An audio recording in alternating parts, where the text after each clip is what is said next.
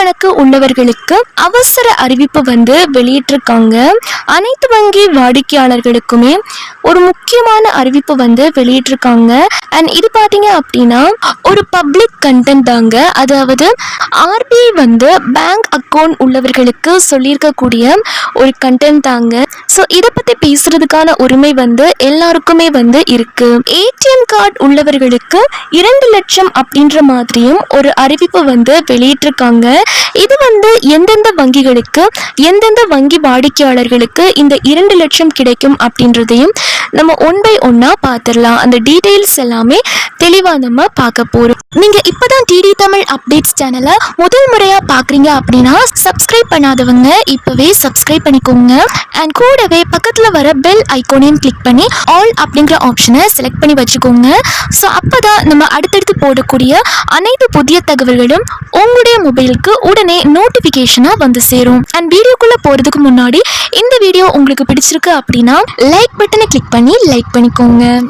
ATM card வைத்துள்ளவர்களுக்கு 2 லட்சம் முதல் 10 லட்சம் வரைக்கும் வழங்கப்படுகிறது அப்படின்ற மாதிரி ஒரு தகவல் வந்து வெளியாகி இருக்குங்க. அதுலயும் ₹1 கூட செலவு பண்ணாமலே ஏடிஎம் கார்டு உங்ககிட்ட இருக்கு அப்படின்னா 2 லட்சத்துல இருந்து 10 லட்சம் வரைக்கும் வங்கி கணக்கு வாடிக்கையாளர்களுக்கு வழங்கப்படும் அப்படின்ற மாதிரி தகவல் வந்து வந்திருக்கு. வங்கிகள் அப்படின்னு எடுத்துட்டோம்னா State Bank of India, Indian Bank, Canara Bank, Indian Overseas Bank, இந்த மாதிரி நிறைய வகையான பேங்க் வந்து இருக்கு. அண்ட் நீங்க வந்து எந்த வகையான பேங்க் அக்கௌண்ட் வச்சிருந்தாலுமே சரி, savings bank account, current account, இந்த மாதிரி எந்த அக்கௌண்ட் வச்சிருந்தாலும் சரி, இதுல நீங்க உங்ககிட்ட கிரெடிட் கார்டு, டெபிட் கார்டு இப்படி ஏதாச்சும் இருந்தாலே 2 லட்சத்துல இருந்து 10 லட்சம் வரைக்கும் கொடுக்கப்படுது அப்படின்ற மாதிரியும் அறிவிப்புகள் வெளியாகி இருக்கு. எடுத்த உடனே நீங்க நினைப்பீங்க இது ஒரே ஒரு பேங்க்குக்கு மட்டும்தான் கொடுப்பாங்களா, எங்க வங்கி கணக்குக்கும் தருவாங்களா? ஸோ இந்த மாதிரி ஒரு டவுட் வந்து இருக்கும். அனைத்து வங்கி வாடிக்கையாளர்களுக்குமே இது வந்து வழங்கப்படுது அப்படின்ற மாதிரி சொல்லியிருக்காங்க. ஸோ இதை பத்தின தகவல் தான் இந்த வீடியோல சொல்லியிருக்கேன். நீங்களும் உங்களோட சைட்ல வந்து நல்லா வெரிஃபை பண்ணிக்கோங்க, செக் பண்ணிக்கோங்க. இது எப்படி உங்களுக்கு வழங்கப்படுது அப்படின்னா நம்ம எல்லார்கிட்டையுமே ஏடிஎம் கார்டு வந்து பேங்க் வந்து கொடுத்துருப்பாங்க. ஸோ அதுல இருந்து ஆண்டுக்கு அதாவது வருஷத்துக்கு ஒரு முறை வந்து ஒரு அமௌண்ட்டை வந்து டெபிட் பண்ணுவாங்க, எடுத்துப்பாங்க. அது எப்படி அப்படின்னா குறைஞ்சது 450 இருந்து 500 ரூபாய், 600 ரூபாய். அது எப்படி எடுக்கிறாங்க, எதை வச்சு முடிவு பண்றாங்க அப்படின்னா நம்ம கையில இருக்கக்கூடிய ஏடிஎம் கார்டோட வேல்யூ பொறுத்து தான் வந்து டிசைட் பண்ணுவாங்க.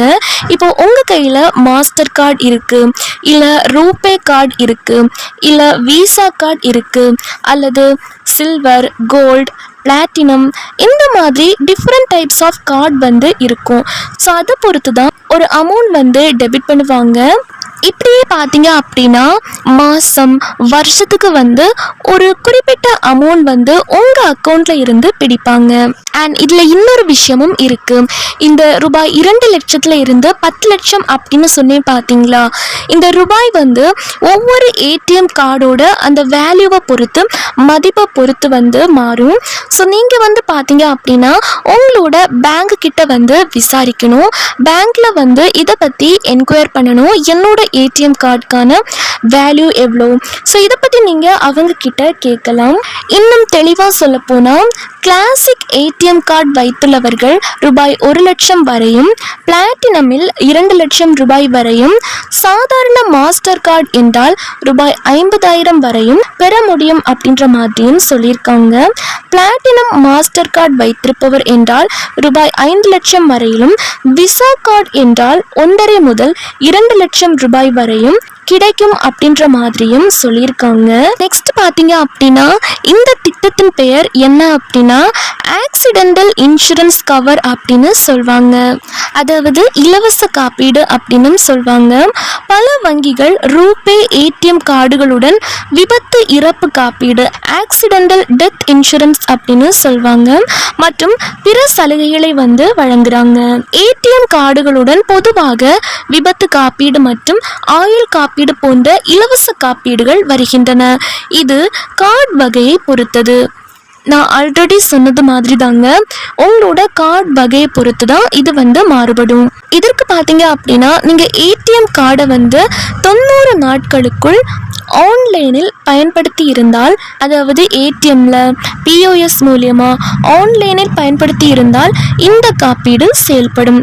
ஸோ நீங்கள் வந்து உங்களோட ஏடிஎம் கார்டு வந்து செயல்படுற மாதிரி வச்சுருக்கணும். உங்ககிட்ட டெபிட் கார்டு, கிரெடிட் கார்டு இருந்துச்சு அப்படின்னா விபத்து காப்பீடு கிடைக்குமா அப்படின்னு உங்களோட வங்கியை நீங்கள் தொடர்பு கொண்டு கேட்கலாம். அண்ட் சப்போஸ் வந்து எதிர்பாராத விதமாக ஆக்சிடெண்ட் நடக்குது, விபத்து நடந்துச்சு அப்படின்னா அந்த ஆக்சிடெண்ட்டில் வந்து இறந்துட்டாங்க அப்படின்னா உங்களுக்கு 10 லட்சம் வரைக்கும் கொடுக்குறாங்க.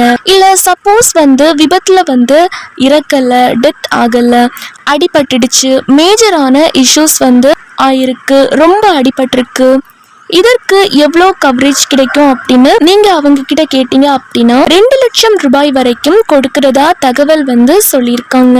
அதாவது விபத்துக்கு ஏற்ற மாதிரி எவ்வளவோ அதை வந்து டிசைட் பண்ணி கொடுப்பாங்க. அண்ட் சில பேருக்கு வந்து 20,000 இருந்து 50,000 கூட கொடுக்கலாம்.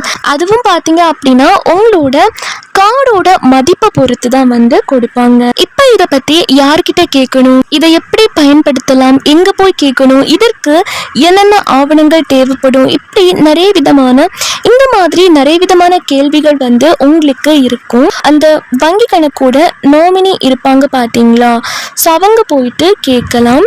ஏடிஎம் கார்டின் இலவச காப்பீடை விபத்தின் எஃப்ஐஆர் நகல், மருத்துவமனையில் சிகிச்சை பெற்றதற்கான சான்றிதழ் போன்ற ஆவணங்களையும் வங்கியில் நீங்கள் சமர்ப்பிக்கிற மாதிரி இருக்கும். ஸோ இதை நீங்கள் சமர்ப்பித்து காப்பீடு கோரிக்கையை பெறலாம். கிரெடிட் அல்லது டெபிட் கார்டின் வகையை பொறுத்து ரூபாய் 30,000 முதல் ரூபாய் 10 லட்சம் வரையும் காப்பீட்டை ஒருவர் வந்து பெற்றுக்கொள்ளலாம் அப்படின்ற மாதிரியும் சொல்லியிருக்காங்க. இதற்கு நீங்கள் தனியாக இன்சூரன்ஸ் பாலிசி போடணுங்கிற எந்த ஒரு அவசியமே வந்து கிடையாது. நீங்கள் டைரெக்டாக வந்து நேரடியாக அப்ளை பண்ணலாம் அப்படின்னு சொல்லியிருக்காங்க. இது வந்து பார்த்தீங்க அப்படின்னா கவர்மெண்ட் ஆஃப் இந்தியாவில் இருந்து தான் கொடுக்கறதா தகவல் வந்து சொல்லியிருக்காங்க. இந்தியன் கவர்மெண்ட் அனைவருக்குமே ஏடிஎம் கார்டு வந்து கொடுத்துருக்காங்க.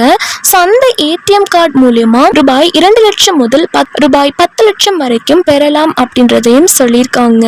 அண்ட் வங்கி கணக்கில் ஆனுவல் மெயின்டெனன்ஸ் சார்ஜ் அப்படின்னு பிடிப்பாங்க.